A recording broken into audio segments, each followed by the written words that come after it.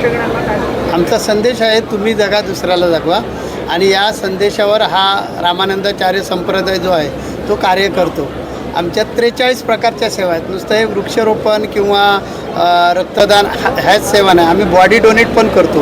म्हणजे आतापर्यंत आम्ही 237 बॉडी डोनेट केलेल्या आहेत. महाराष्ट्राच्या सर्व शासकीय जे कॉलेजेस आहेत त्यांना बॉडी मिळालेल्या आहेत. पूर्वी त्यांना जी बॉडी असायची ते कृत्रिम बॉडीवर डॉक्टरांना शिकावं लागायचं. आज प्रत्येक शासकीय हॉस्पिटलला आमची म्हणजे मेडिकल कॉलेजला त्यांच्या आमच्याकडून मिळालेल्या बॉडी आहेत. आत्तापर्यंत 237 बॉडी डोनेट झालं आहे. त्यांच्या 200च्या दरम्यान ऑर्गन डोनेट झालेलं आहे. आमची ॲम्ब्युलन्स सेवा आहे, 53 ॲम्ब्युलन्स आहेत. म्हणजे 108 पोचण्यापूर्वी आमची महाराष्ट्रामध्ये 53 ॲम्ब्युलन्स आहेत. 17 वर्ष सेवा करते.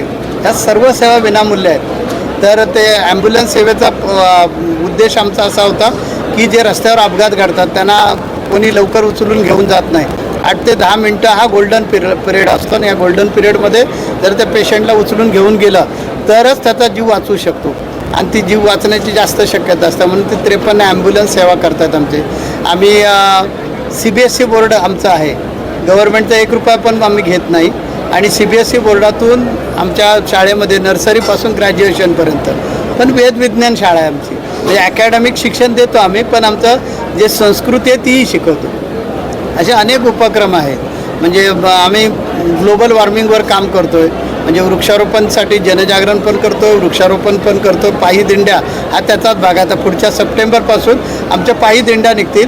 म्हणजे 45 दिवस लोक चालत येतात. 1200 किलोमीटर अंतर नागपूरवरून नाणीजला चालत येतात आणि गावोगाव जाऊन वृक्ष लावा, ग्लोबल वॉर्मिंगचं महत्त्व लोकांना पटवून देतात. असे अनेक सेवाभावी उपक्रम आमचे आहेत. वेदाभ्यास जो आहे म्हणजे त्याचा एज वयोगट काय आहे? हां, आम्ही 10वी पास झालेल्या मुलांना घेतो.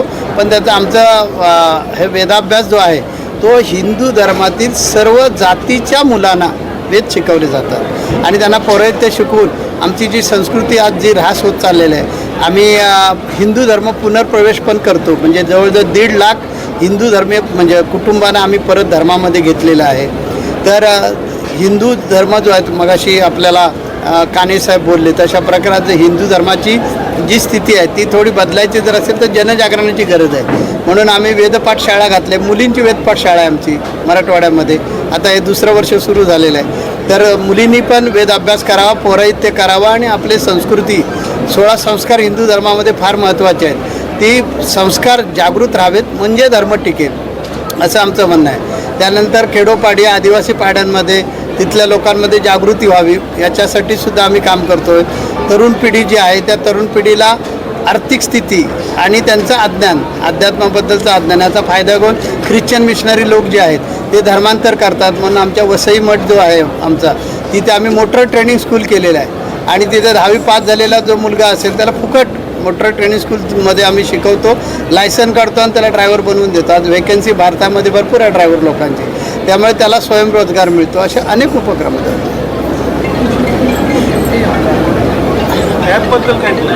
हा जो ॲप आहे हा संपूर्ण भारत देशभर कार्य करेल. 1-1.5 वर्षामध्ये आपल्याला 100% असं जाणवेल की संपूर्ण भारत देशात, कारण हे सगळं ॲटोमेशनवर आहे. हा ॲप जो आहे तो रक्तमित्र जे आहेत आणि रक्तदाते यांची रजिस्ट्रेशन केलेलं असतं आणि आम्ही हेल्पलाईन नंबर दिला. त्या हेल्पलाईनला फोन केला की हेल्पलाईन त्या रक्तमित्राला जोडून देते. रक्तमित्र त्या रक्तदात्याला सांगतो आणि जिथे रक्त हवं आहे त्या परिसरातला 10-15 किलोमीटरच्या परिसरातले जे रक्तदाते आहेत त्यांना पाठवलं जातं आणि तो रक्त देतो.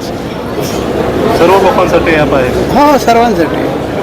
असं इथे जाती धर्म, मी जरी धर्मगुरू असलो तरी मी जात पात पूछे ना कोई, जो हरी का भजन करे वो हरी का होई, हा आमचा संदेश आहे. त्यामुळे जात पात धर्म मानत नाही.